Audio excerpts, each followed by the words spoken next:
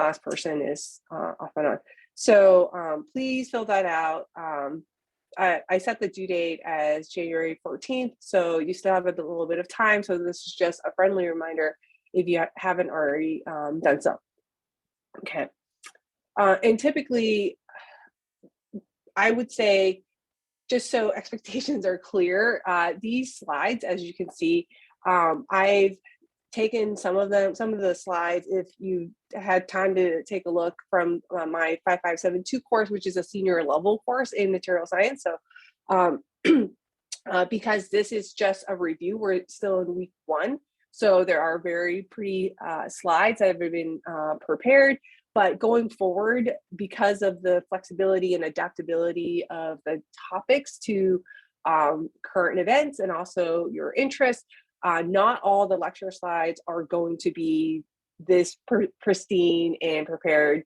If there's a new paper that comes out, I might just have handwritten notes. So expect that. Or I'll have a bulleted list of notes of topics that we'll be covering. So not all the lecture slides are going to be, pristine like this in PowerPoint. Sometimes it'll be just handwritten notes. And so for your expectations coming down the pipeline for like crystallography, say, I'll have some bullet points, and then we'll be going in and out of Vesta and drawing some things. So it's not always going to be this, concrete and set in stone kind of textbook type material that you'll be getting. Okay, so with that, are there any questions before I start? Or any comments or anything you want to mention in regards to Carmen or anything like that? Okay, all right, then we'll we'll get started. Right, so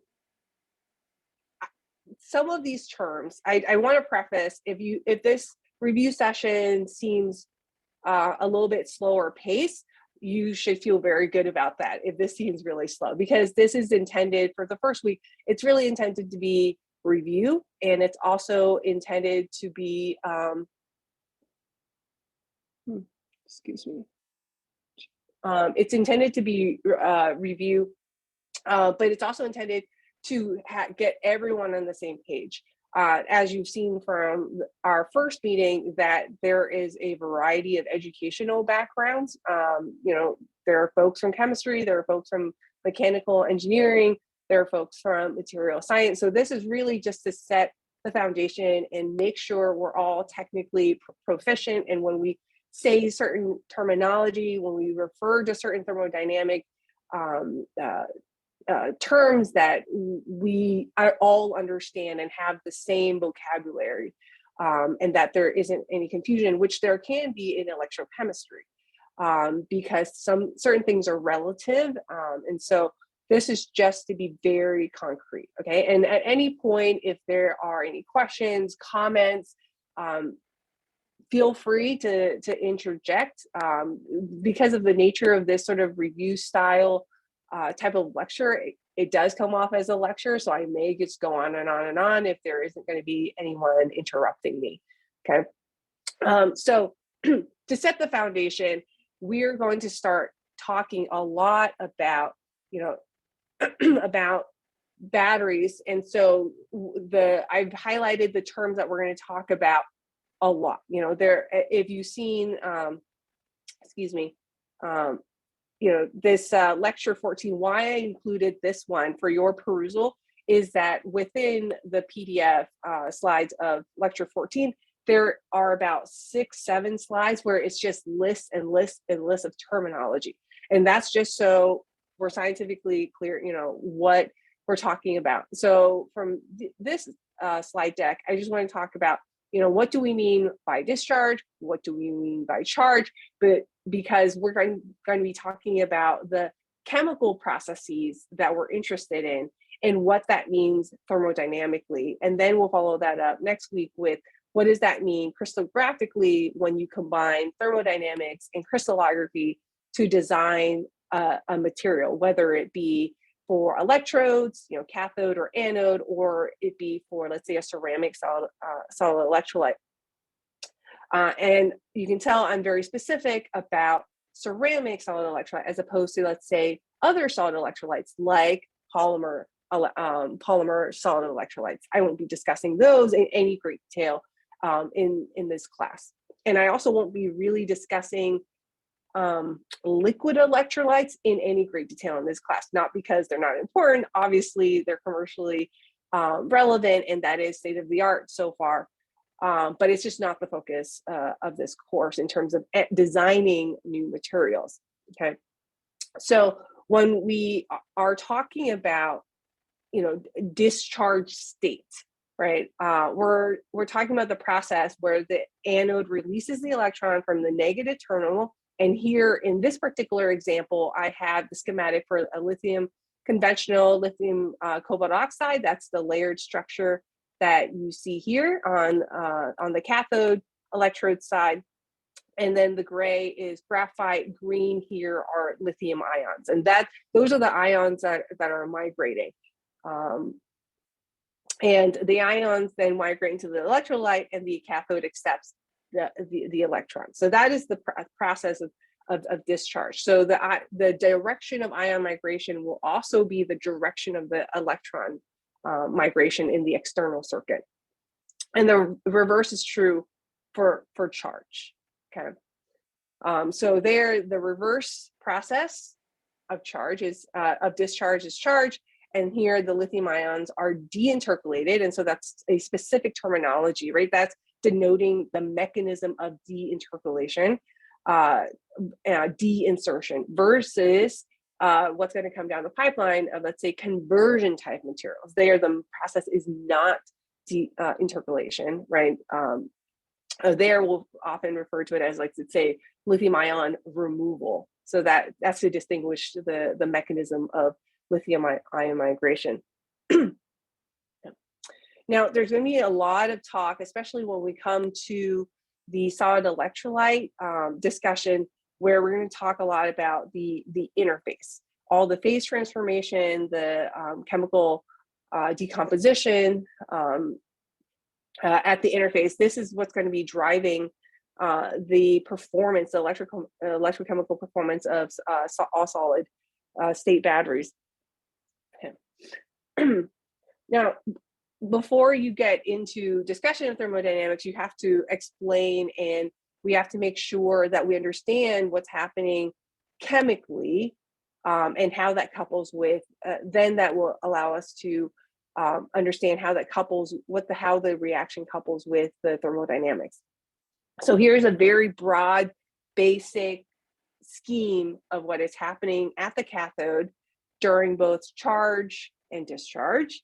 So if we are talking about the canonical example of, let's say, a metal oxide, we can generically write the equation as, let's say, lithium metal oxide. And then during discharge, right, it gets lithiated. So the arrow goes this way. During charge, the arrow goes to the right. You're removing lithium ions. And we typically write that as lithium 1 minus X MO2. And for charge balance and also balancing the chemical equation, the X number of lithium ions that are removed should be balanced with the number of lithium ions that are extracted, and charge balance with the number of electrons that migrate through the external circuit, right? So this should be, given your backgrounds that you have communicated last time, this should set the stage for our basic understanding of what's happening during the reduction at or redox mechanisms. Excuse me. So here I have an example of what's happening at the cathode, at the anode. If we were using a graphite material or carbon-based material, and here, could be 6, could be 12, and what have you. Or I guess any carbon species really, but I was thinking graphite when I wrote this. And so when we add the two half reactions together, we have an overall reaction. We have the remaining reactants, and then the products that don't get canceled out in the half reaction. Okay, so that's what's happening redox wise. nothing is happening to the lithium ion, right? It's +1 state here, and it's +1 state here. So nothing is happening. Lithium ions are not participating, it's not participating in the reduction oxidation because the oxidation state is remaining the same. It's really the cation metal center, right? So that's going to be our focus, is what's happening to the cation metal center. Farther down the line, when we talk more about lithium ion battery materials, we'll have a small discussion on electrode materials that go through anion redox as well, right? But for now, I'm corralling our discussion to just the metal cation redox. So this you may have seen already, and I keep saying this, and I hope that makes you feel comfortable and not alarmed, like, oh, should I know this? She keeps saying I should know this. What if I don't know this? Am I really far behind? The answer is no, because this is a review. So this is our chance to go over some of the basics. So if you feel like, oh, actually maybe this does look new, then feel free to reach out to me, and I can provide some additional resources besides the papers that are listed here. Okay. But given what people have told me, I'm concluding that this is a review for you. But feel free to correct me if I'm wrong. Okay, so in terms, now we start diving into how does electrochemistry relate to thermodynamics. We often refer to when we do electrochemical testing, right, galvanic static cycling, we measure the voltage as a function of time, voltage as a function of capacity, voltage as a function of X moles of lithium ion insertion and deinsertion, right? So the voltage is a key parameter that we want to keep track of, but it's a relative term. And some of you have mentioned that you work in a lab where there may be fuel cell research going on. So it's the same terminology. It's just, are you applying a current measuring voltage, or are you applying voltage measuring current? So in terms of how does that relate to reduction oxidation, the voltage that one would measure for the cathode reaction for this particular material, lithium cobalt oxide, is set at 3.7 volts versus lithium. And we denote versus lithium because this is a relative system. It is not 3.7 volts versus standard hydrogen electrode potential, right? Because it's versus lithium, but lithium is already offset at negative 3.01 volts versus the standard hydrogen electrode potential. And that particular reaction is denoted here, where it's 2 protons plus 2 electrons produces hydrogen gas. Okay, so then how does that, how do you sum up all the voltages, right? So if you break down the half reaction, the cathode and the anode that we just talked about, graphite is 0.2 volts versus lithium plus. We can set all of these scales, we can rescale everything. So if the cathode for lithium cobalt oxide, if this reaction is at 3.7, but that is negative 3.01 volts versus standard hydrogen electrode, we can set that here as the cell voltage that you measure minus, so the cell voltage that you measure is the cathode minus the anode. The anode, we said if it's graphite, then it's 0.2. If it's lithium, then it's 0, because it will be negative 3.01 minus negative 3.01. So that cancels, those two values cancel each other out. But in the example of graphite, you see here, everything is relative to the standard hydrogen electrode. So then if we do the subtraction, this is 6.71 volts minus 3.21 volts. That gives us an open potential, open cell potential of 3.5 volts. So colloquially, when we talk to each other, right, we often just say it's 3.5 volt material, when we really mean it's 3.5 versus lithium plus potential, lithium plus, which is really negative 3.01 volts versus standard hydrogen potential. So I want to be very clear about that. So if I sometimes say something is 3.5 volts, but I don't finish off and say versus lithium, lithium plus. Know that if it's in a lithium ion system, that is what I'm assuming you know, or that's what I'm trying to communicate with whomever I'm talking to.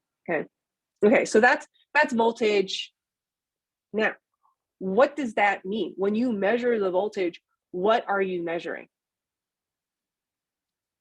When you look at the voltage profile, what is the voltage profile trying to tell you?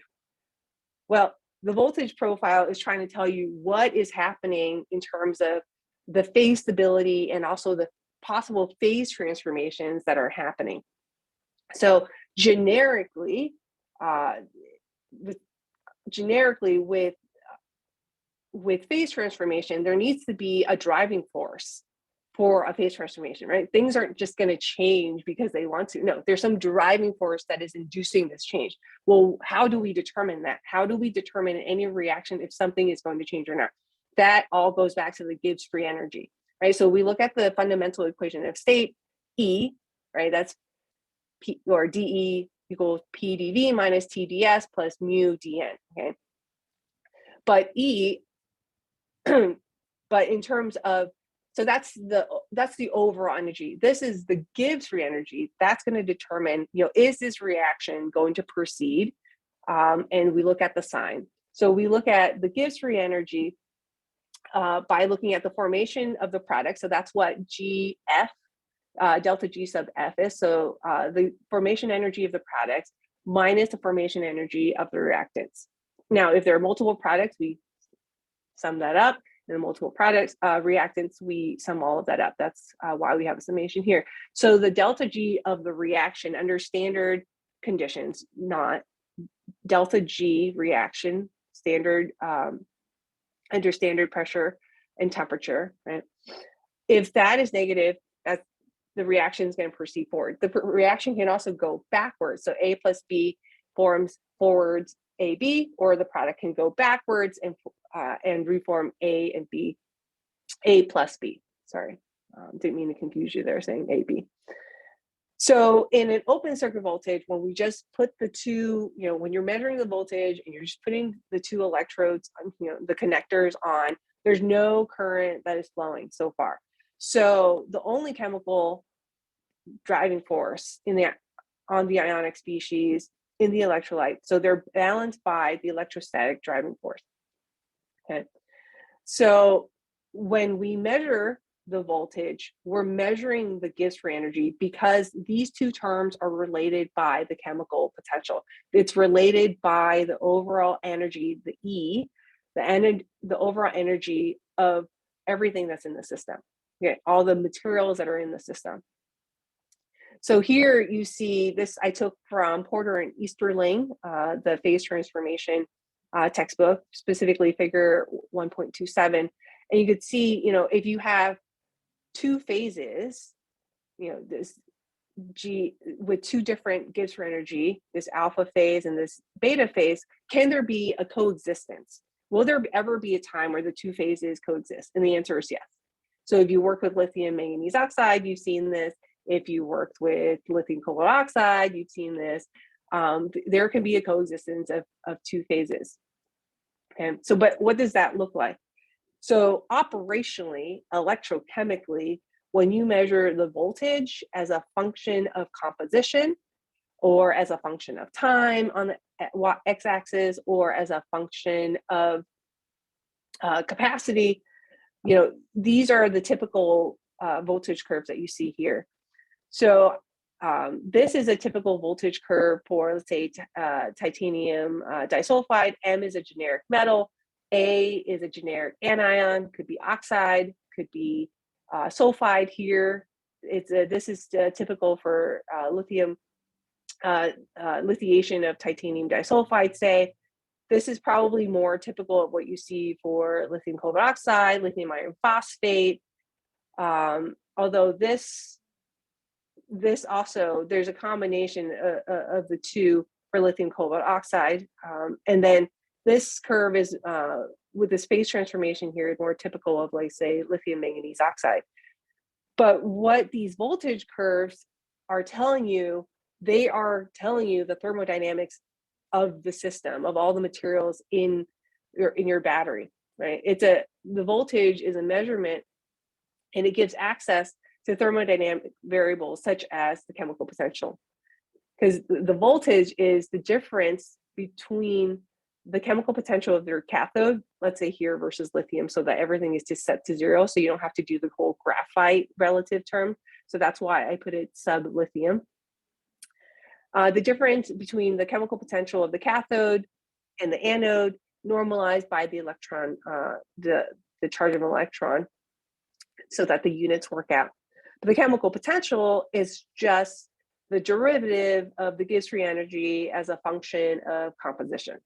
So as you trace your voltage curve at any given composition that you see here, there is a corresponding Gibbs free energy. So G is dependent on X. So that means if you have different X, if you're driving the change of X chemically, electrochemically, like you're applying a current, you're changing the voltage, you can do that. So you can lithiate or delithiate electrochemically. You could also, let's say you synthesize a compound and you intentionally put in half a mole of lithium or 1 molar equivalent of lithium. So you could be here, you could be here, you could be here. If you're chemically synthesizing, if you're synthesizing the compound itself, you're also changing the Gibbs free energy because it's a function of X. So that means your open circuit potential will also change as a function of X, depending on what your starting material starts off with. So not just, oh, I can only change this as a function of, galvanostatic cycling, say. Okay, so the voltage, so as soon as you start measuring the voltage, there is your insight into what the chemical potential is of the system, because it's all related to the Gibbs free energy. Right? So this is when you see a profile like this and you measure the voltage and as a function of moles of lithium in the system here. If you see this plateau, that means you're in a two-phase region because you're in what's called the common tangent region. So if you draw the tangent relative to the Gibbs free energy curve of the alpha phase versus another secondary phase, we call that beta for convenience, there is a region here between X1 and X2 where there's a coexistence of two phases. Why? Because that's where the common tangent is. So you could have an alpha phase and a beta phase. So both phases will coexist. So when you see something like this, your voltage curve is telling you thermodynamically you have a two-phase coexistence. Okay. So that tells you a lot about also lithiation and the kinetics of the system as well. So if you're thinking about lithium diffusion, if you're in a two-phase system, you might have different diffusion coefficients depending on the crystal structure of each phase as well. And if lithium ion diffusion is going to be faster in one phase versus another in one crystallographic direction of each phase versus the others, right? So it has a domino effect. Now, if you have a profile, voltage profile that looks like this, or you have a sloping feature, sorry, red on red is a little confusing. So let me just change that real fast. Let's do blue. Okay, let's go back. If you have then, let's say, a sloping feature and then a plateau, a jump, and then another plateau, and then this little knee that you see here. What that's saying is if you draw that there is a stabilization of a third phase. So what's happening is you're undergoing a phase transformation. You're going from alpha to this, what we call gamma phase. And then there's a two-phase coexistence between gamma and beta. And then there's and then upon further lithiation, you lose voltage, there's more ohmic resistance. But if you see something if you see a voltage profile that looks like this, what that's saying thermodynamically is you have then a phase transformation in the middle at a particular composition here. So between X1 and X2, you have a two-phase coexistence of alpha and gamma, and then between X3 and X4, you have two-phase coexistence of gamma and beta. So this is typically seen in, let's say, lithium, so LiMn2O4, lithium manganese oxide. Okay. So that's how electrochemistry ties in with thermodynamics. When you measure the voltage, this is what it's saying to you about the chemical potential of your system. Okay. And we can calculate the Gibbs free energy by knowing the voltage, right? So now we know the chemical driving force, the chemical potential. We can measure the Gibbs free energy, and that's all related by this magical constant, Faraday's constant, right? So this is seen a lot in corrosion. This is seen a lot in fuel cell research. Faraday's constant is everywhere. And it allows you to relate the different units between the thermodynamic parameters, such as Gibbs free energy of the system, and the electrochemical parameter, the voltage that you measure. Okay. So if you were to, let's say, able to measure the voltage of the system, and you multiply by Faraday's constant, and also the number of electrons that are being migrated. So in lithium, that's 1, right? In, let's say, multivalent systems like magnesium. In magnesium, that would be 2. Aluminum would be 3. Then you can get out the Gibbs free energy. If you were to relate Faraday's constant, let's say, and you wanted to get a value that is in units that are more conventional to how electrochemists talk, then you would need to put that in amp hours per mole. And the way you would convert that is you take the charge of electron, 1.602 times 10 to the minus 19, 10 to the negative 19 coulombs. That's how much charge is in 1 mole of electron. In 1 mole of electron, sorry, that's the charge for 1 electron. Sorry, in 1 mole of electron, you have 96,485 coulombs. Convert that coulombs to amp hour, you have 26.801 amp hour per mole. So that's how you do the conversion between the voltage and getting out the charge of electron and getting out amp hours per mole of electrons that have migrated, right? So the electric potential that you measure relates to the thermodynamic parameter, delta G. And so what that's telling you is that the open circuit potential is going to be the work done by that system. So by the system being consisting of the chemical potential difference between your anode and your cathode to the surrounding environment. Right? Okay. So now I have here notes that we can bypass if needed, depending on the how in depth people want to go.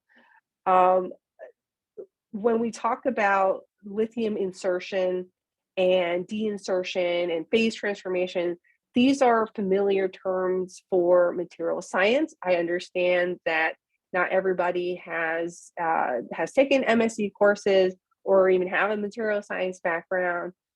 So I included these slides in case we need them. We'll talk about, a solid solution. We'll talk about miscibility. We'll talk about liquidus and solidus lines. well, not so much liquid is because they're not going to be operating, in that temperature range. But terms like solid solutions, how familiar are people and how comfortable are folks with this type of terminology, and how much should we go in depth, or we can just bypass it and talk about thermodynamics and nanostructuring effects? Can you just like briefly touch upon it? Okay, sure. All right, that's one opinion. Anybody else? Because I'm happy to follow up with one person afterwards and go very briefly now if the overwhelming majority of you are comfortable and we can proceed. I'll vote for brief discussion too. Okay, so sorry, you broke up a little bit, but I think the gist was that you're in agreement and that we should review. Okay, yes. All right. What about the MSE folks? I agree with the brief cover as well. Okay. All right. As I'm going, if it's, a little slow, you can say, feel free to move faster. That's fine too. You don't have to vote once and then that's the end all and be all. Okay. So we'll revisit, because when I talk about solid solutions, what's happening when you remove lithium ions and then when you insert lithium ions, and this also goes for, let's say, sodium. This also goes for potassium.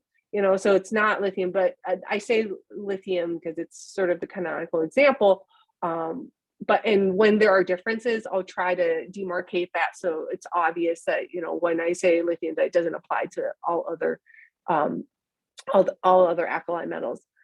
Okay, so when I say solid solutions, when you remove and insert lithium ions, can you keep the original crystal structure?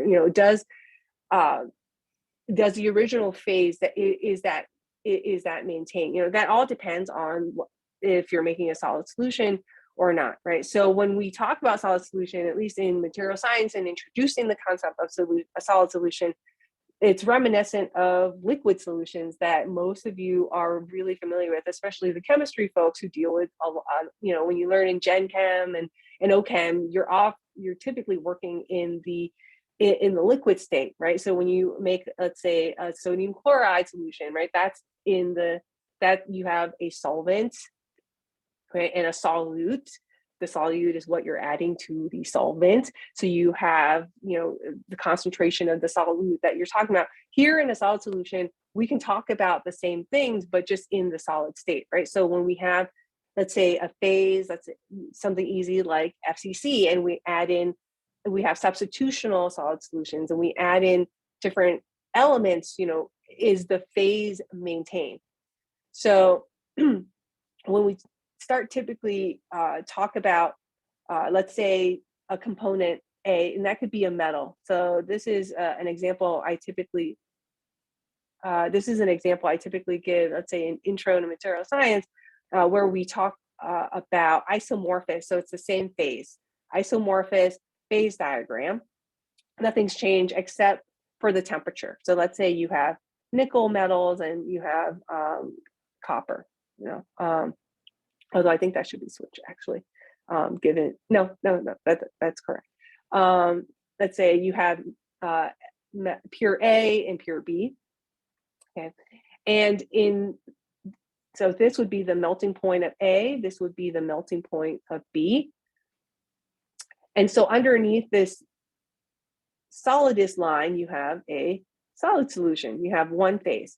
Both of these examples I gave you happen to be FCC, right? So that means you can plop in element B anywhere in A and it'll keep, so this is the composition. This is the fraction of B in A. So this would be 100% B and this would be 0% B. Okay, so underneath the solidus line, you have a solid solution. And above this line, the liquidus line, is you have the liquid solution. So A and B atoms are just floating everywhere. In here, you have a two-phase mixture of coexistence of both solid and liquid. Okay. So then when we take a look at here, we want to know in this particular region, we want to know, okay, how many, how much at a particular composition, say, we use the lever rule, and we want to know how much is of the solution is in the solid form versus the solid state versus in the liquid state.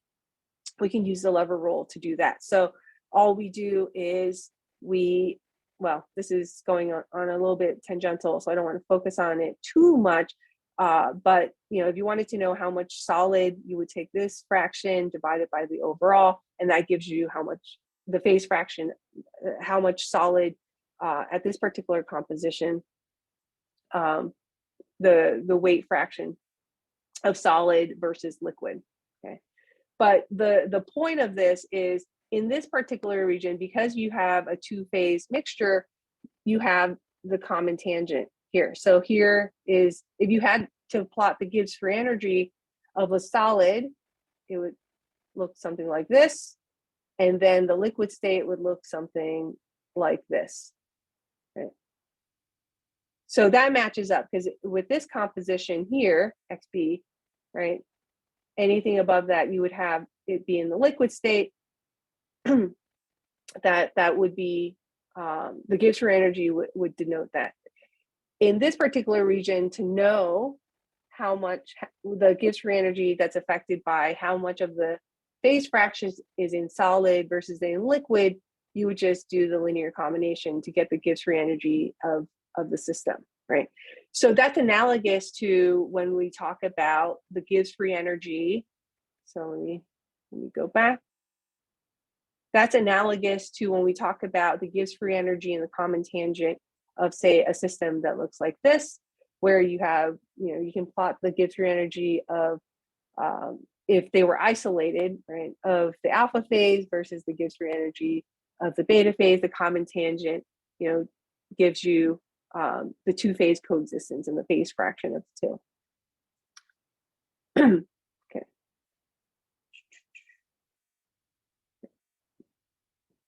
Right. So here I go into the discussion of non-ideal mixtures. I think I will actually skip this, mainly because it doesn't have too much pertinence. This goes into solid, a non-ideal mixing when it comes to this type of system, and you have to take into account temperature and entropy. So I will skip this, mainly because it,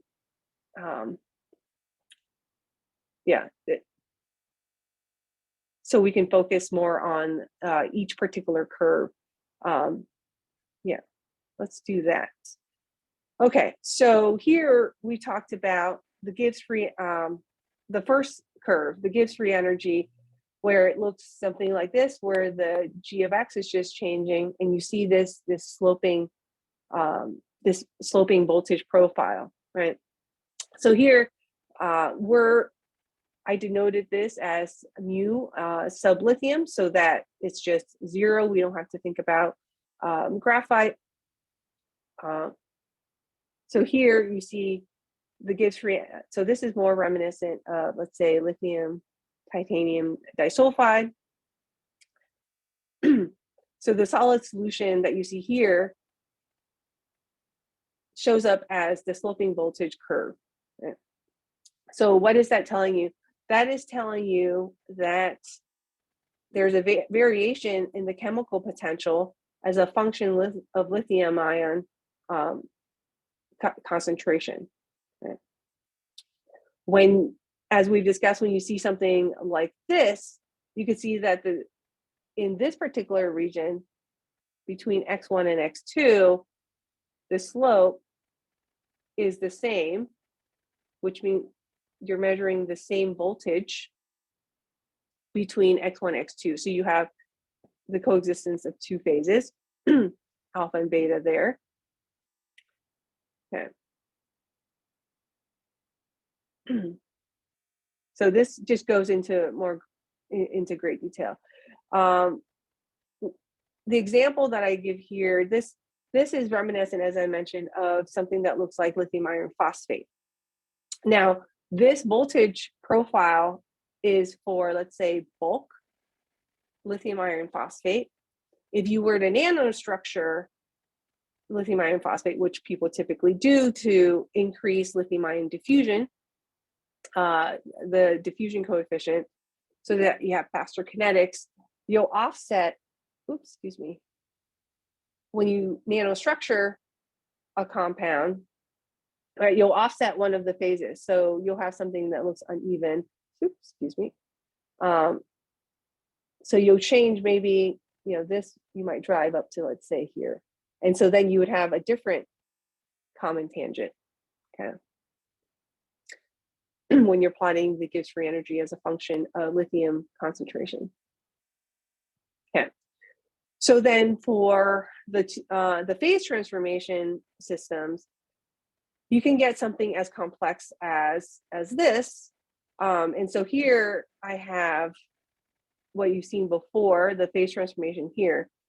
But you can also get something as complex as something that looks kind of plateauy. If you kind of squint your eyes a little bit, then you have maybe sort of like a curvature system, or a curvature here, maybe a little bit sloping, and then a more pronounced, let's say, plateau, right? So something that looks like this.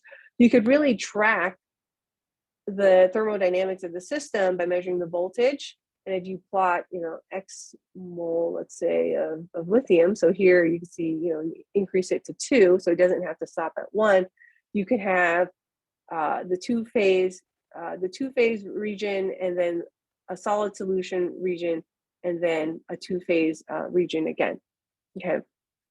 So, but why is there? Oh, excuse me. But why would, let's say, a system have a phase transformation? That typically is trying to tell us, if you look into the what's happening atomistically, is that the intermediate phases that appear at the compositions that are in the middle, between these two extremes, that usually is an indication of ordering. So when I talk about ordering, I'm talking about the thermodynamic aspect, where if you have two systems like A and B, if A prefers to be next to A, or if A prefers to be next to B, the atoms will start to order. So you could have, the classic example is gold and copper. If you have a system where, you can have a distribution of gold, and then maybe there will be a copper, or you can have an ordered system where gold, copper, gold, copper. So this would be an ordered system where there's preferential positioning of the atoms. This can also apply to vacancies. So once you have lithium insertion into one crystallographic site at certain compositional ranges, you can have, let's say, lithium iron phosphate. Say, you can have, lithium ions coming in, occupying certain crystallographic sites that are available, and then at certain composition, let's say at X equals 1/2, then the lithium ions and the vacancies will actually order. So you don't have like lithium next to lithium, you have lithium vacancy, say. So there's a favoring of ordering at certain compositions that will induce a phase transformation. And same thing with lithium manganese oxide. Okay, so what we've seen, I've highlighted these papers because they're seminal papers. So this is the 1981 work of John Goodenough and co-authors. And you could see here that when they measured the open circuit potential as a function of composition, you could see it changing. And it's changing because the Gibbs free energy of the system is changing, right? So just measuring the open circuit potential of different compositions there, okay, will change. And then when you measure the voltage versus capacity, you could see it's, when they first started, the capacity was not that great. I mean, now, right, lithium cobalt oxide with doping and with certain engineering that, with particle engineering, you can drive the system to maybe 200 milliamp hour per gram, maybe a little more than that from the theoretical 272 milliamp hour per gram theoretical capacity for this material. But you could see here that when they first started out, it was not optimized just yet. But this is quite the seminal work that you can see here. Okay, so for nanostructuring, right? So what happens when you want to increase the kinetics of the lithium-ion diffusion? Well, you're also changing the thermodynamics of the system. So what I drew before, if you're nanostructuring in one phase, you can be increasing the Gibbs free energy because you're introducing surface energy, right? There are certain exposed facets that are going to have higher surface energies than others. And so the added surface energies will add to the overall Gibbs free energy of the system. And so in one phase, the Gibbs free energy will be higher. If you're nanostructuring the whole thing, then your two phases, presumably, both of the Gibbs free energy of the two phases will be increased. But what that means is you're going to offset the compositions where you have the two phase coexistence. And so when you measure the voltage profile, what you typically see will be this dashed line where it's offset from the bulk a little bit. Now that's the thermodynamic aspects. Of course, if you're familiar with lithium iron phosphate or nanostructuring in general, the counterpoint will be, well, you've increased diffusion coefficient, great. You nanostructure, that's great. But then you're also introducing more surfaces for solid electrolyte interfaces and secondary reactions to occur. So how do you minimize that? So that would be a discussion for solid electrolyte interface engineering. But today we're only going to talk about thermodynamics. So here's an example of lithium titanate, a common anode material that has been discussed because it's offset from lithium by about a volt versus lithium. And depending on so you could see here, a theory and what happens when you actually nanostructure. So for micron size, you could see here, this is the voltage profile as a function of capacity and composition of how much lithium you have in the system. For nanostructuring, you see that the plateau is offset as predicted, right? And that's dependent on which facets are exposed. This is also seen for lithium iron phosphate. So here is a 2008 paper. So many years ago, people have already. Saiful Islam did a computational study of the path of migration. This is an orthorhombic structure, so one would anticipate that lithium diffusion is going to be anisotropic, as in the diffusion coefficient is going to be anisotropic in the system. And they worked it out where the surface energy is lowest for the 010 facets and the 201 plane. Normal to this plane. So here's an example of the 010 facets. And here's the path of lithium ion migration normal to the 010 plane. When they do the Wolf construction, they can see that indeed these are the low energy facets that will form. And so if you try to grow these crystals, you will get the expected Wolf construction. So that was a 2008 study to see, okay, which direction, how should you nanostructure? If you're going to have to design a nanostructure material, which direction, what shape should you try to design? How are you going to pick your metal salt? How are you going to pick your processing conditions so that you can grow different shapes? Because the reactants determine the shape, the outcome, the shape outcome. So this was the 2008 study. This is the 2016 study from Science. Oh, sorry, this should actually say Science. I don't know why it was misplaced. You could see The particles haven't changed by much. Obviously, this is a little bit smaller than this, given the scale bar. But what has progressed is our understanding of lithium ion migration in the system, and how it's actually, how there are different thermodynamic processes are happening depending on the rate of discharge and charge, as well as the particle size. Okay, so here are two studies. This one is 2014 by Hao Liu and coworkers. This is by Bai and coworkers in 2016. But what they show and confirm is that if you're at very high C rates, you actually have a solid solution. Okay, so the lithium ions are just going in and out. And when I say high C rate, I'm talking about 2C here. Okay, and even higher than that, but 2C and beyond. So what you have is you have non-equilibrium, you can stabilize a metastable phase of a solid solution. That's not expected because okay, let's go back. What did we talk about? We talked about, well, if you see something like this, right, you're expecting a two-phase coexistence. You're not expecting a solid solution, right? You're expecting a two-phase coexistence. But at high C rates, you can stabilize a non-equilibrium solid solution where, you know, the voltage profile would be a little bit more slopey. Okay. Versus at slower C rates. So you're discharging and charging.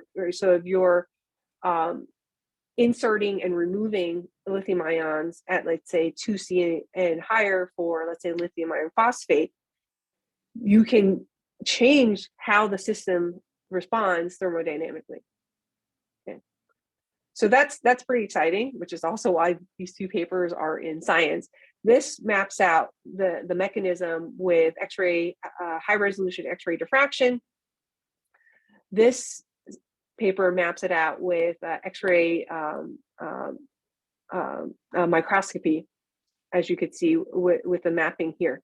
So this map shows you areas of lithiation. They have several maps in the Science paper, but what it's showing you is the heterogeneity at lower C rates when you're removing and reinserting lithium at slower rates versus at higher rates. You can see the more uniformity because there's a solid solution within this particle at higher C rates, right?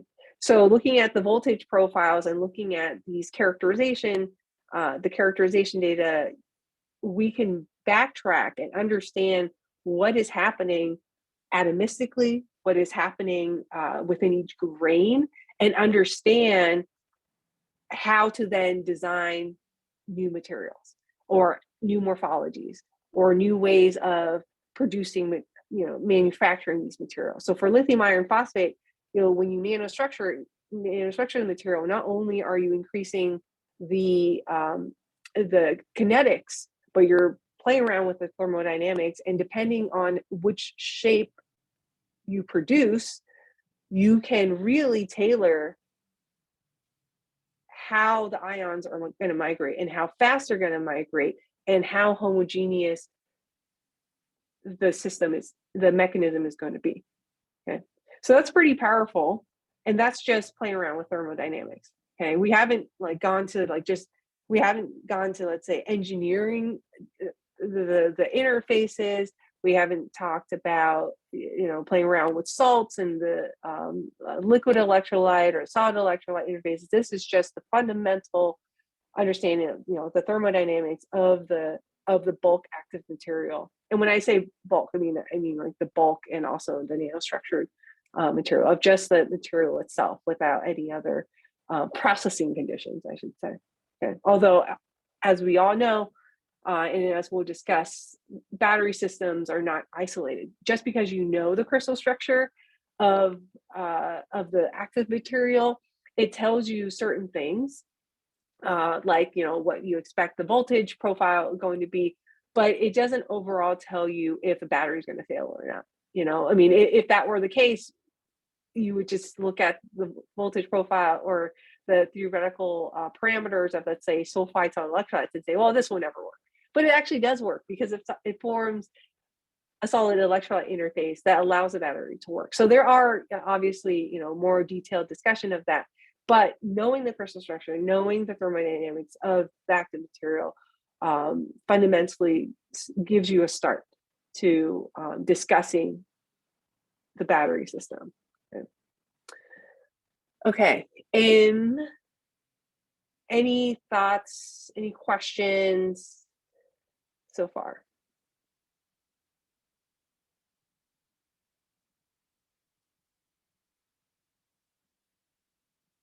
Anything that wasn't clear that I should start off with next time as review for this?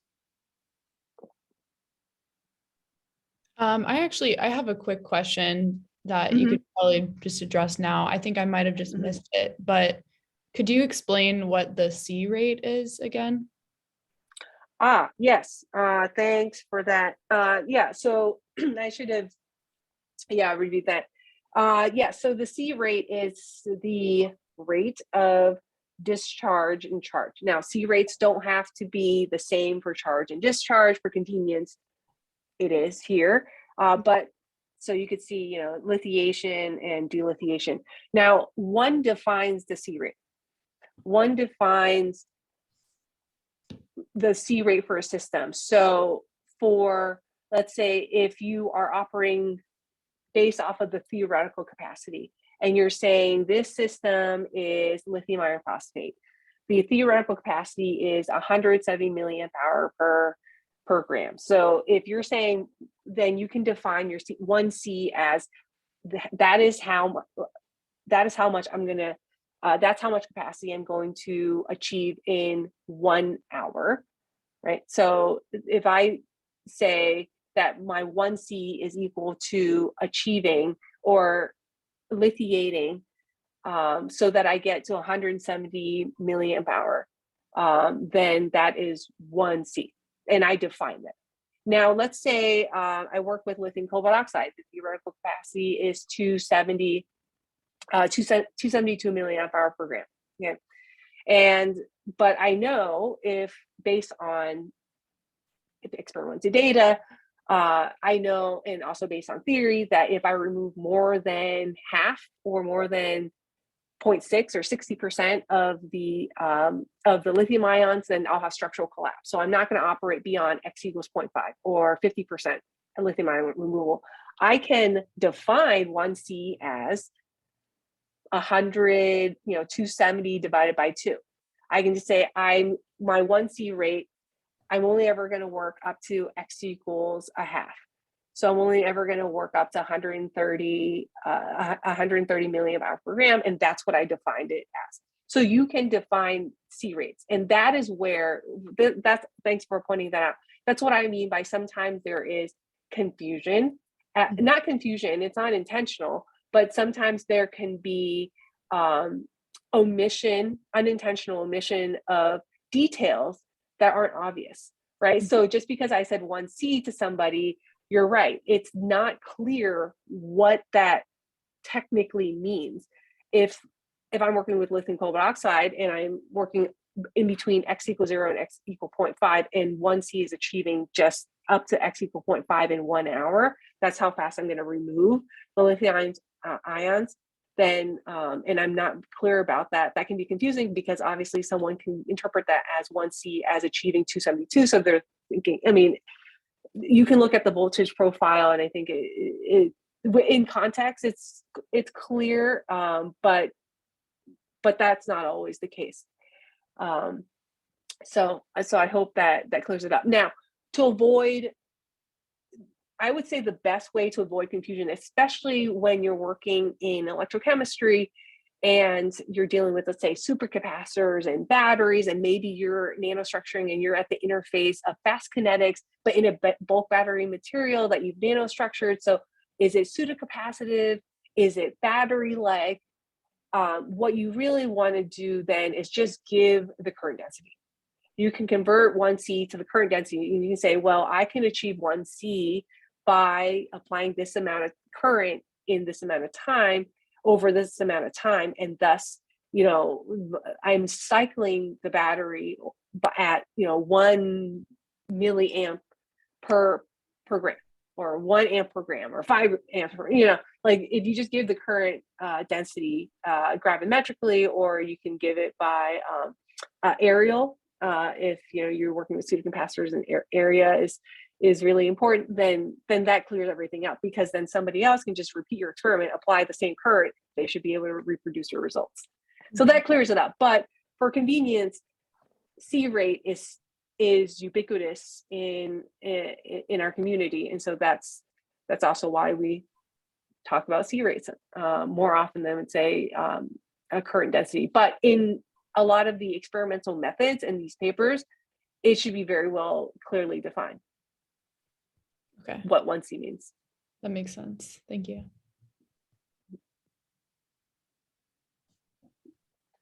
Okay, well, we're already 4 minutes over, and so I don't want to keep you all, so I want to be mindful of time, even though I've gone 4 minutes over. I would try not to do that because class time ends at 1:30, and I know you all have research and other things to do. So with that, we'll adjourn for today. I will try to get the slides or at least the notes up for crystallography up sooner rather than later, so that we can all prepare for that and come to talk about crystal structures of materials. Okay. With that, thanks everyone. I'll try to post this recording up as soon as possible.